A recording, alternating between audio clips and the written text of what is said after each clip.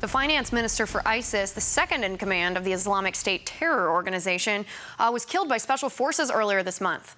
An American Marine was killed this month, too, in Iraq by a rocket launched by ISIS. President Obama's response to this? Send more troops, but just to advise not to fight.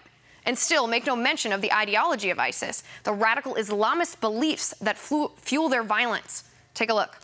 Staff Sergeant Cardin was part of a U.S. Marine Corps detachment located near Makhmur, Iraq. And his death reminds us of the risks that we all face here. They face an enemy that even craves blood from the innocent, an enemy that beheads some and burns others alive. Warren said there are roughly 3,800 U.S. troops in Iraq. Most are training Iraqi security forces to fight. Cardin was there to protect them. He and nearly 200 Marines helped set up Firebase Bell last week. It's the first American base in Iraq. Officials still won't say they're in a combat role, but it can quickly turn into that. If they are being attacked, they don't have to ask anybody's permission. They fight. They're Marines. That's what they do, and they do it really well. Joining me now is senior fellow at the Gatestone Institute and former Turkish desk officer at the U.S. Department of Defense, Dr. Harold Rhode. Dr. Rhode, thanks for being here. Nice to be here. Thank you. All right, I want to touch on this from a couple different perspectives, but I want to start with the ideology of this whole thing, Sure. The radical Islamist beliefs. So first of all, do you believe that radical Islamists and Muslims to be two separate factions, that they're not one religion? They actually are one religion. The Islamists stem from, let's call it normative, regular Islam. In Islam, Muslims grow up believing that they should live in one state ruled by a caliph under the Sharia, the Muslim holy law. But they don't necessarily agree on what it is. There are Muslims who just want to live, and there are others who want to take over the world and live in that one state ruled by Islam. That's ISIS. So they are an offshoot of Islam, but they're part of Islam. All right, culturally then, Islam has been at war with itself, within itself, for a long time. Is that coming to a head in the sense that there are Muslims, like you said, who just want to live, and then Muslims who want to live under Islamic Sharia law? Well, what is sad is that there is the concept that we have of peace, let bygones be bygones, is absent in the Middle East. They don't have the same concept of peace that we have here in the West. And, for example, when the Ayatollah Khomeini, who came back to Iran in the Iranian Revolution in 1979, the first thing he said when he got off the plane as a Shiite Muslim, I have come to rectify a wrong which took place 1,400 years ago.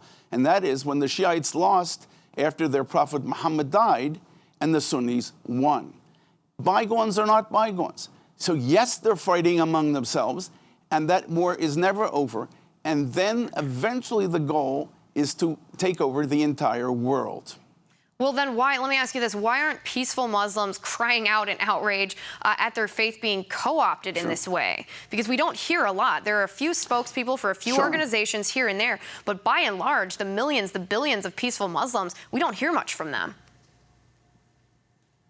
Because they're afraid, there are a lot of people who do want to get along, a lot of peaceful Muslims.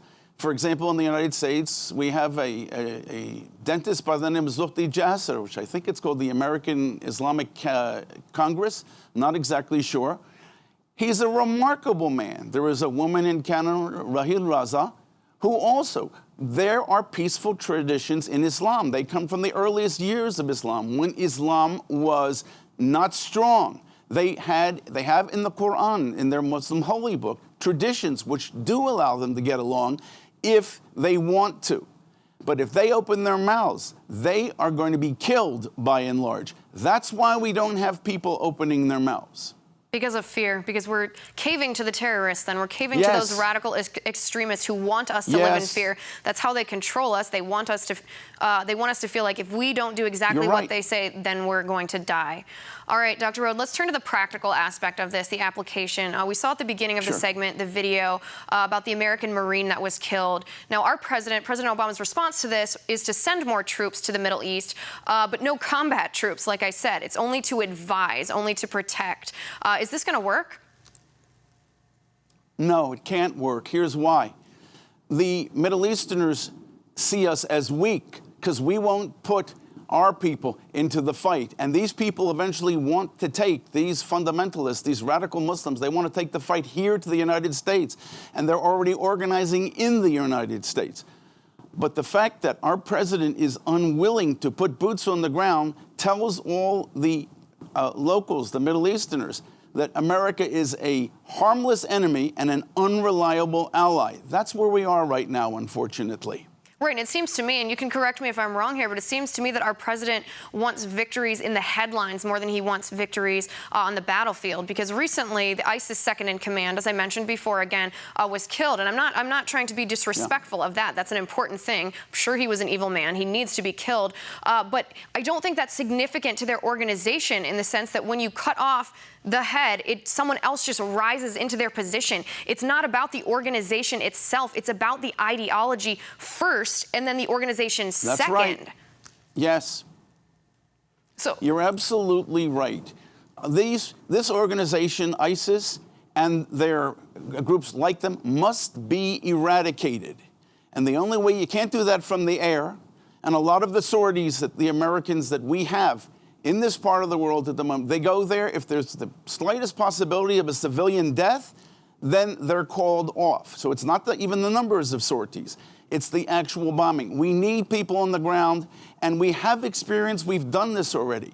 In 2007, we had in Iraq what was called the surge. In western Iraq, the area was by and large completely lawless. It was the most insecure area in all of Iraq.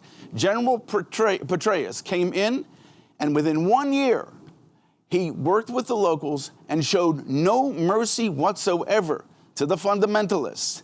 They were either killed or they ran away. And believe me, it'll happen exactly the same way now. It'll be very easy if our president, if the American establishment were prepared to do this. Well, Doctor, is this a matter of the same thing that we were talking about before? Is this fear from our president? Is this cowardice from our president that he's not willing to put his money where his mouth is? He's not willing to go in there and make the fight, defeat ISIS?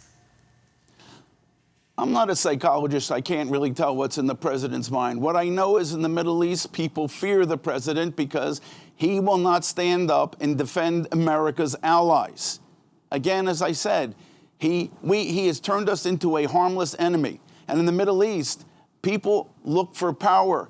It's not a question of what they want and what they don't want. They want to survive, and they live in a very, very difficult part of the world with a lot of tyrants. And if America is not going to stand up against the tyrants, the locals have no choice but to give in to them. That's the story also of the Iranian regime right now. The Iranian people, by and large, hate that regime. And the fact that our president has basically kowtowed, given in, surrendered to that regime makes the people say, well, the American government won't be our ally, they won't be our friend, so we have no choice. So we just have to hunker down, and God willing, in the future, something better will happen. I lived through the Iranian Revolution before in 1978 in a university, in a religious city in northeastern Iran. I saw how people turned overnight from pro-Shah to pro-Khomeini. They didn't even know who Khomeini was, but they knew he was powerful. If the American president were to show power and would be willing to take the tyrants out, amazing things would happen. Right, I think you're exactly right. Politicians sit there, call for an international coalition, but that's not realistically going to happen unless America takes the lead, because the world needs a leader. America is supposed to be that leader, and President Obama is not demonstrating that leadership. Dr. Rhode, I appreciate you coming on the program and your insight onto this topic. I hope you'll come back soon.